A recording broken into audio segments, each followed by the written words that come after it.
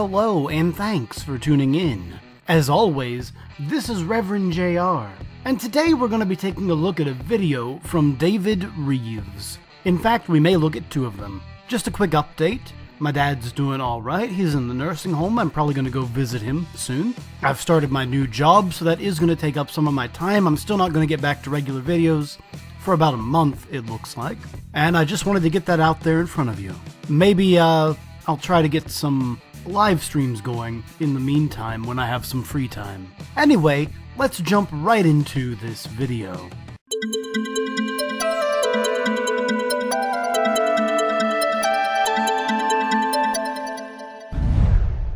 That's right, today David Reeves wants to show us what is a black hole and why does it demonstrate that God is real, or something. Let's take a look. How do you detect something out in space that's invisible? That's a great question. How do you detect a god who allegedly lives out in the space that no one has apparently ever seen? Oh wait, he means black holes. We actually can observe those. It's not that you can't see them, it's just that light doesn't escape from them, but you can view them indirectly, as David is actually going to explain pretty well here. So I'm not going to bug him too much, but I do have to break it up every so many seconds for fair use and all that. So let's listen to what David has to say and provide minor corrections as we go. Well, you observe how the objects near it behave. This gives you clues about the nature of the invisible body, and that's exactly how scientists have discovered and described black holes. You know, this is an excellent point. Apart from the mathematical structure of them, the best observations we have of them are, in fact, how things interact around them. Now, if he had simply segued that into saying, this is how the universe acts around God, then my response video probably wouldn't exist in the way it does right here, because then I'd actually have something of substance to respond to. However, David takes the easy way out of this one, as you'll see soon. Just keep in mind that he did in fact miss a very good theological argument right here, in favor of one that is much easier to poke holes in. Black holes are not visible through standard technology, our telescopes, even though they've been discovered throughout the universe. They have an extremely high density, which means there's a lot of mass in a small area called a singularity. Black holes have such a strong gravitational attraction that nothing, not even light, can escape. And again, I need you to remember that David accepts that light does not escape from black holes, and that the gravity around it warps the light of the things we see behind them. By the way, this is all correct. The science demonstrates these things to be true. David is correct here. However, we can see the effect these giant objects produce on nearby matter and stars. Now, it's a common misconception that light gets sucked into a black hole, but a black hole is nothing like a vacuum. Well, I mean, in one regard it kind of is, if you look at it from a particular reference in time. But close enough. We're not going to split hairs on this part of the analogy because it doesn't really matter. So it doesn't suck. A friend of mine, Dr. Jason Lyle, has a PhD in astrophysics from the University of Boulder. He had a helpful analogy for understanding how light falls into a black hole. And again, for the layman, which you and I pretty much are, this analogy is fine. It's not really great, but it conveys the basic idea of how the event horizon interacts with our local time-space and that kind of thing to create the gravitational effects and the Hawking radiation and things that we see out into the universe. Again, it's not really perfect, but I presume that he is representing his friend's analogy as best he can. So let's have a listen. Imagine a lake with a drain in the center. You pull the plug and the lake starts to drain. The drain represents the singularity. The water or objects far away from the drain are hardly affected. But imagine there's a boat on the lake and it's going at a constant speed, the speed of light, away from the drain. But the water, or space-time, is flowing toward the drain at the same speed. So the boat, or light, doesn't go anywhere. And again, this analogy breaks down because eventually the boat would hit the bottom of the lake when it's drained, and the boat would still be where it was relative to the greater universe at large. That's not really what happens with a black hole.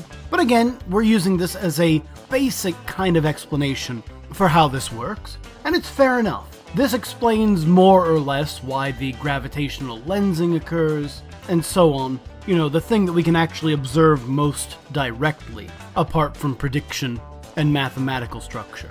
Basically, light traveling outwards is stopped dead in its tracks because it's traveling outwards at the same speed space is traveling inwards. This means light can't escape, and that's why black holes are invisible. Again, light and matter aren't really affected by a black hole in that way once you get past the event horizon and all that. And they are visible because they visibly distort the universe that is in our line of sight through them. But close enough, David.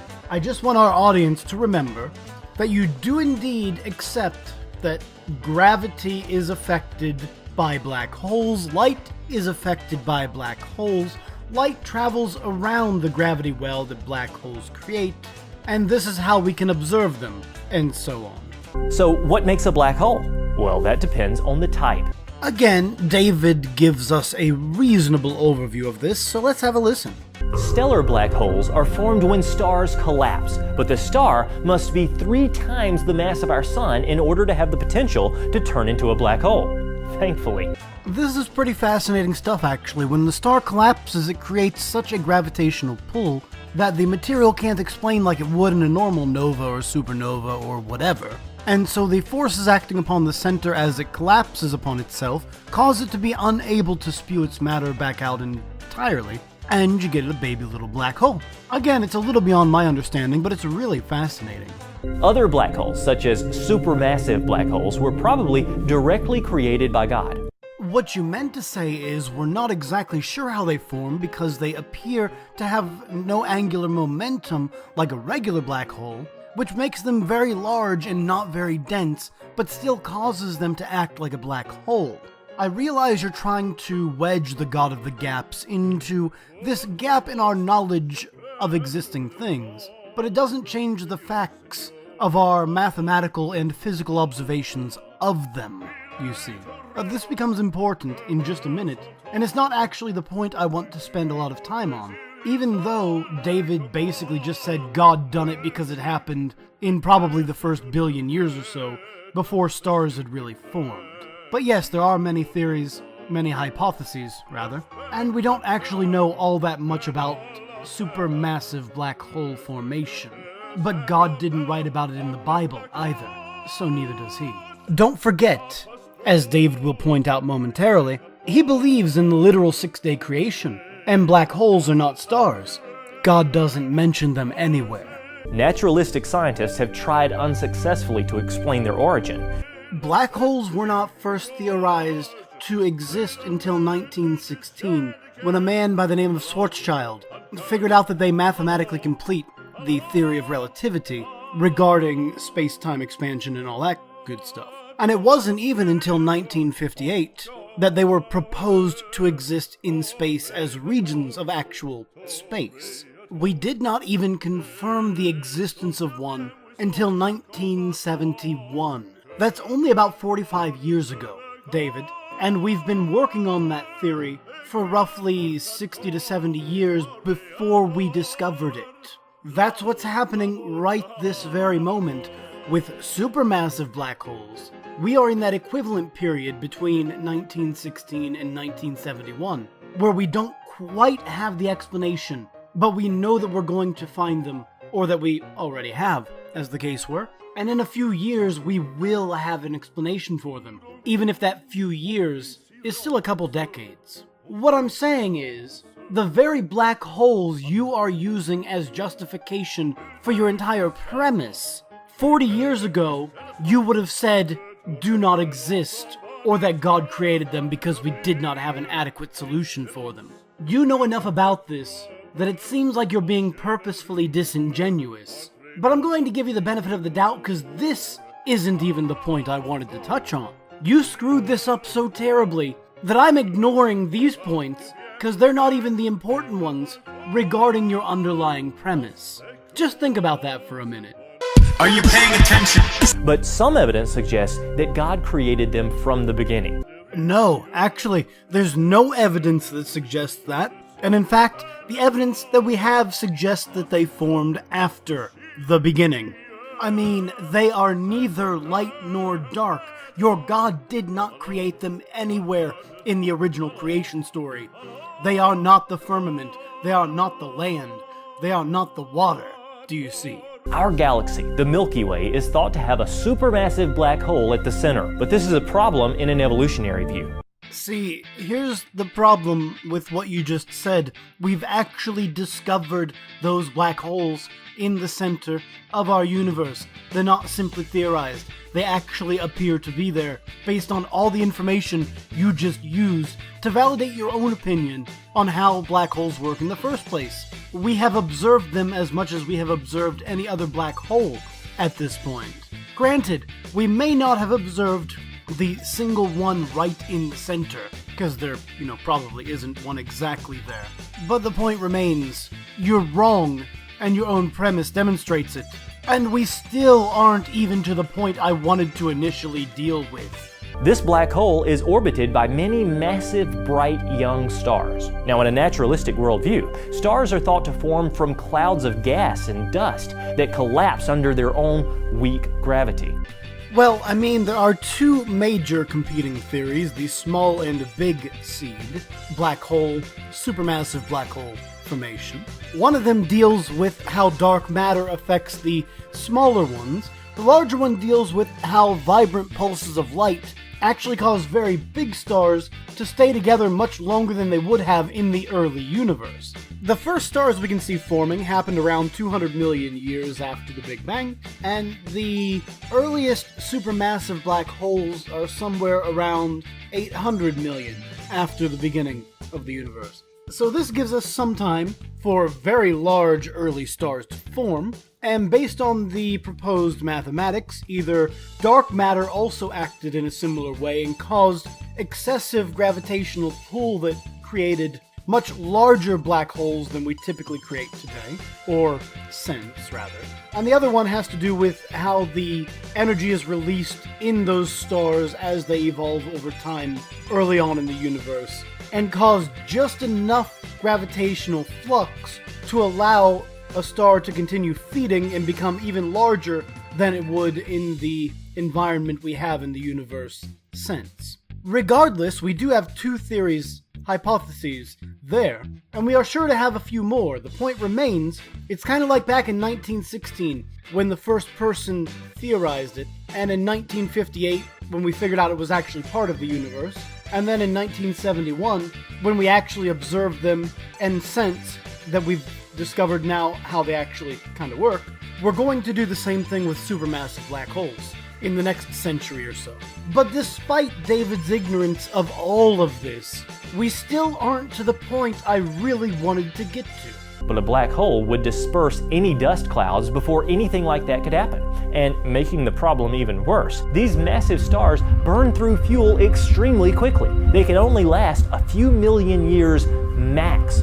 Again, these things we're talking about that happened occurred in the Dark Ages epoch, as it is colloquially referred to, in which the laws of physics were not stratified exactly in the same way that they are today, and we can observe this. So yes, that's pretty much correct. Today, and for the past approximately 13 billion years, or 12.7 I guess, it's been pretty much how we observe it presently. In the future, the laws of physics on a cosmological scale will appear to change as well. And before that first billion years or so, the time we call the Dark Ages, we actually see that star formation and black hole formation and everything worked just a little bit differently because of the relative compactness of the universe and time-space. So again, I don't expect David to understand these things. I just wanted to point out that yes, stars ate their fuel a little differently back then, and black holes caused them to react differently as well back then. It's not quite so stark as the difference in the earlier epochs before the first 300,000 years or so, but there is still a minor difference between the first billion years and the epoch that we're in now. Sorry that took so long, but it's important. And unfortunately, it's still not really the point I wanted to get to. So there isn't time for them to be formed somewhere else and then migrate to their current position near this black hole. Our own supermassive black hole and the beautiful bright stars that orbit it were all created by God on day 4 of Creation Week, when God made the stars. On top of that, I believe that the universe is only 6,000 years old. And finally, we hit the actual point that I wanted to respond to, that rebukes his own premise within his own premise. He claims the universe is only 6,000 years old. He posits that our observations of black holes are valid because we can see what's beyond them. Mind you, we can observe black holes that are well over 6,000 years away. 6,000 light years, rather. He accepts that the speed of light is a constant, that black holes can cause photons to not violate relative to their own frame, so that we can get the gravitational lensing that comes around them, even though the speed of light doesn't actually get violated. So David is telling us we can see 13.7 billion year old artifacts that are 13.7 billion light years away being gravitationally lensed by things that are more than 6,000 light years away, even though the universe is only about 6,000 years old in his reckoning. Mind you, he accepts all the science that proves the black holes are there, and he uses those black holes to tell you that other black holes are somehow created by God, even though the fact that we can view things beyond them, more than 6,000 light years away, is contradictory. He doesn't care, because somehow he still thinks the universe is 6,000 years old, even though he just admitted that we've seen things that are more than 6,000 light years away, and we've seen them affected by things that are more than 6,000 light years away. So as you can see, David's argument holds no water, or light, or gravity, or whatever. And anyway, that's going to be it for today. The rest of his video is just saying go check him out or whatever. So go do that. Go watch his video if you really feel like it. Again, I was going to do a second video today, but I've decided that this one has gone on a bit longer than I expected, and we're going to end it right about there. If you enjoyed this, click the appropriate button.